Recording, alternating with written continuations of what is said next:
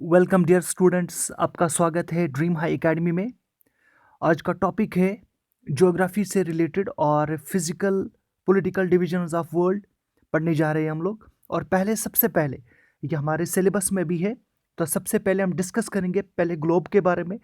Globe में आपको जानने को मिलेगा कि किस तरह से कौन से एरिया में कौन सा क्लाइमेट होता है। जी हाँ, और कौन सा एरिया हॉट होता है, कौन सा एरिया सॉफ्ट होता है, यानी कम टेम्परेचर होता है। तो यहाँ पे हमें सारी जानकारी मिलेगी, जी हाँ, और किस एरिया में सबसे ज़्यादा टेम्परेचर होता है। तो शुरुआत कर लेते हैं। जी हाँ, देखिएगा यहाँ पे मैंने पहले ही एक ग्लोब बनाया है यहाँ पे आपके सामने। और ग्लोब में जो सेंटर वाली ये लाइन है, जी हाँ, इसे इक्वेटर कहा जाता है। 0 डिग्री, इक्वेटर 0 डिग्री, इतना याद रखना है। ये एक इमेजिनरी लाइन है, डिवाइड करती है ये एक दो हिस्सों में।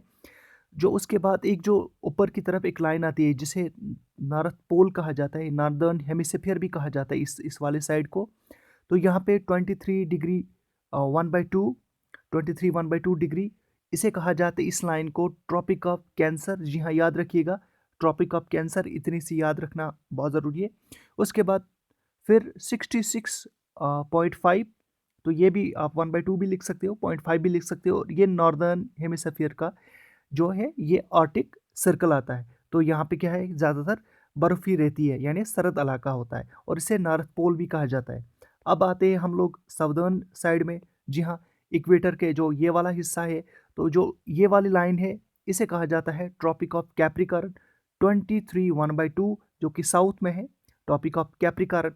उसके बाद यहाँ पे एक और लाइन खींची गई है, तो हमारा यहाँ पे 66.5 इसे कहा जाता है एंटार्क्टिका। अब इसमें क्या खास बात है, अब यहाँ पे आप देख सकते हो एक थोड़ा सा ग्राफ मैंने बनाया है। 0 डिग्री से 10 डिग्री तक, फिर यहाँ पे ये नॉर्थ में है, फिर 0 डिग्री से 10 डिग्री साउथ तक है।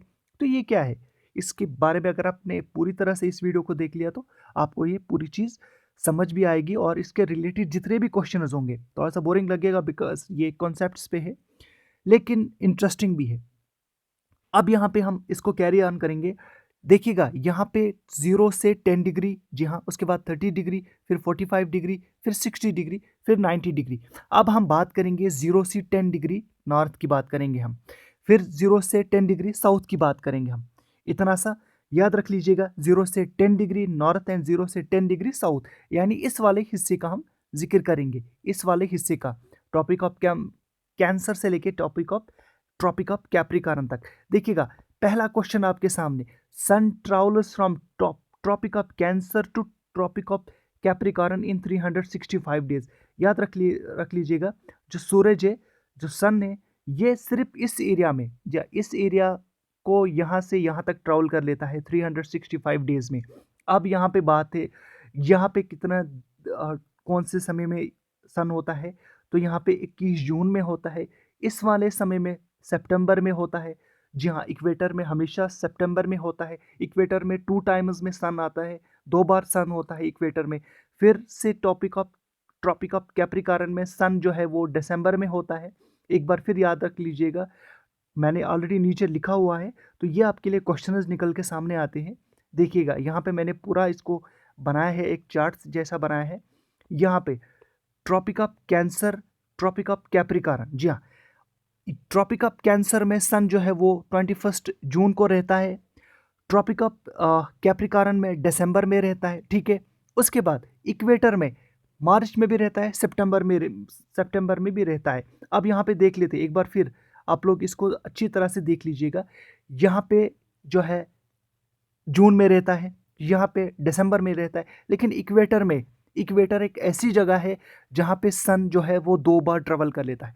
मान लीजिए पहले ट्रॉपिक ऑफ कैंसर से हम नीचे की ओर जाएंगे, तो हम पहुँच गए ट्रॉपिक ऑफ कैंसर पर, कैप्रिकॉर्न पर, जहाँ पे सन होता है 21 जून से लेके, फिर यहाँ पे सितंबर में पहुँचता है, फिर यहाँ पे दिसंबर में पहुँचता है। कैप्रिकॉर्न की बात कर रहा हूँ मैं।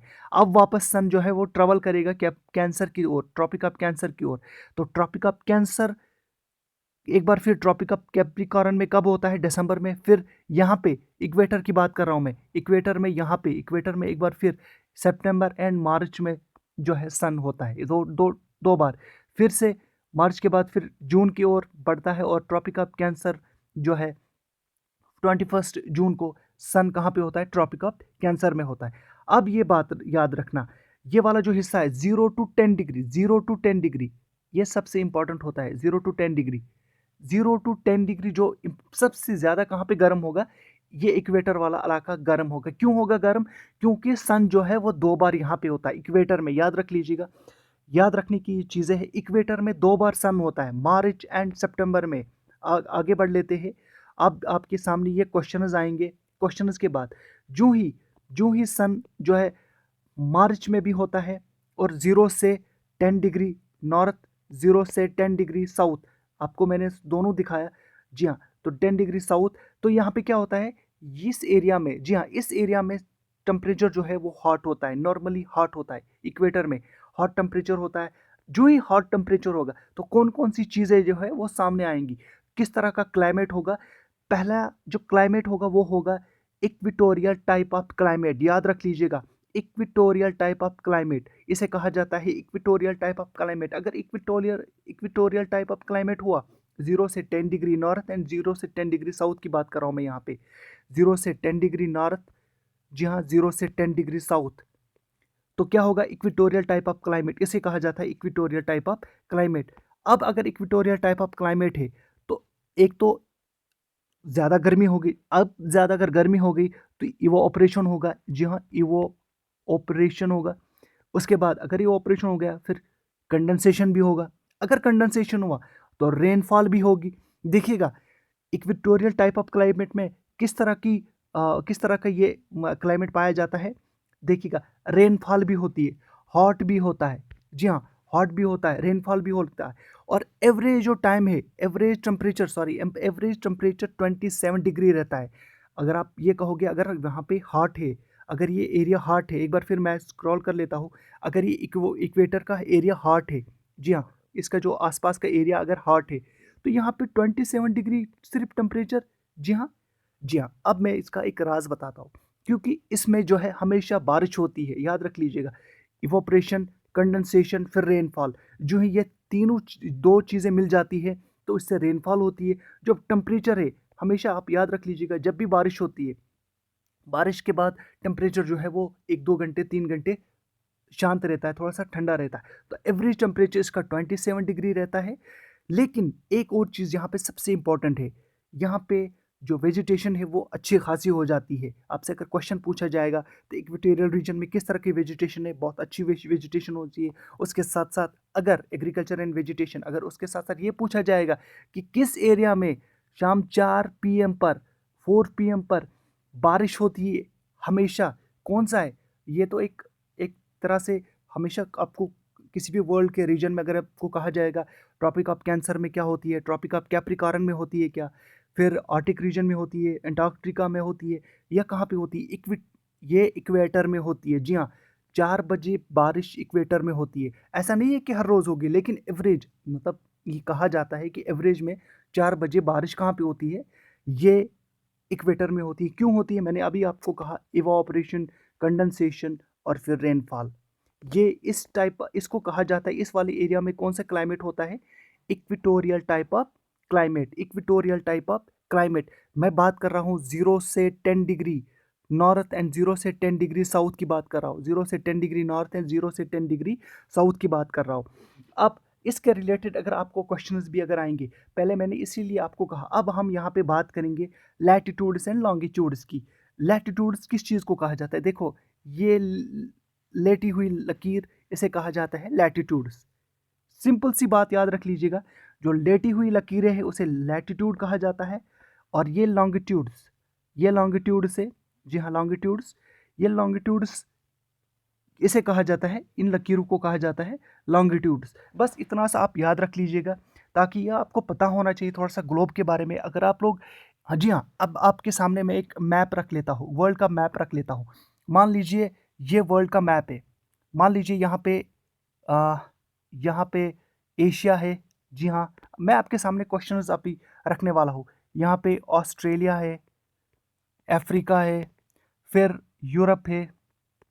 मैं अगर आपके सामने एक क्वेश्चन पूछने वाला हूँ अब यहाँ पे, आपको समझ आएगा, नॉर्थ अमेरिका है, फिर साउथ अमेरिका है, जी हाँ, साउथ अमेरिका। अगर आपके सामने कोई ये क्वेश्चन पूछेगा कि जो है इक्वेटर के आसपास 0 से 10 डिग्री नॉर्थ और 0 से 10 डिग्री साउथ में किस तरह से जो है वातावरण, क्लाइमेट, जो भी है, वेजिटेशन कैसी रहती है। मैं पूरे वर्ल्ड की बात कर रहा हूँ, मैं पूरे ग्लोब की बात कर रहा हूँ। तो आपको ये लकीर जो है पूरे वर्ल्ड को आपको देखना है ग्लोब में कि कौन कौन से कंट्रीज इस लाइन में आती है। मान लो आप किसी मलेशिया की बात कर लेते, या ये केरला की बात कर रहा हूँ मैं, इंडियन रीजन केरला के आसपास, श्रीलंका, उस रीजन में आप इसमें लिख सकते हो कि ये जो है सन जो है 2 बार यहाँ पे ट्रैवल कर लेता है। जी हाँ, सन 2 बार यहाँ पे ट्रैवल कर लेता है, मार्च एंड सितंबर में। बात खत्म। उसके साथ साथ यहाँ का जो टेम्परेचर होता है वो हॉट होता है। हॉट क्यों होता है? बिकॉज ऑफ सन 2 बार ट्रैवल कर लेता है। उसके साथ साथ जो है यहाँ पे वेजिटेशन अच्छी खासी होती है। क्यों होती है अच्छी खासी वेजिटेशन? बिकॉज ऑफ रेनफॉल भी। जी हाँ, एक तो अच्छी सूरज भी होता है, उसके साथ साथ रेनफॉल भी अच्छी रहती है। रेनफॉल भी इस रीजन में अच्छी रहती है, तो वेजिटेशन नॉर्मली अच्छी होगी और प्रोडक्शन भी अच्छा ही होगा। तो ये 2 चीज़ें यहाँ पे क्लियर हो गई।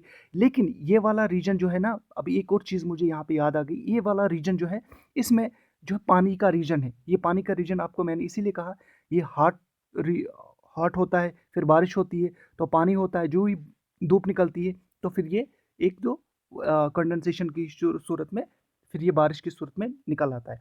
तो यहाँ तक तो ये क्लियर हो गया आपको। अब अगर हम कॉन्टिनेंट्स को पढ़ने जाएंगे, कल हमारा जो लेक्चर होगा वो कॉन्टिनेंट से रिलेटेड होगा। ये तमाम एग्जाम्स के लिए बहुत ही सबसे बेहतर लेक्चर मैं लेके आया हूँ आप लोगों के लिए। मैंने अपनी तरफ से भरपूर कोशिश की है कि आपको एक अच्छा सा सही मटेरियल मिले। जी हाँ, अच्छा और सही मटेरियल मिले। ये कोपन्स क्लासिफिकेशन है, आपको इसमें कॉन्सेप्ट्स ज़्यादा याद रखने होंगे। कोई इसमें कह सकता हो कि रट्टाफिकेशन नहीं है, रट्टाबाजी नहीं है इसमें। इसको आपको याद रखना है।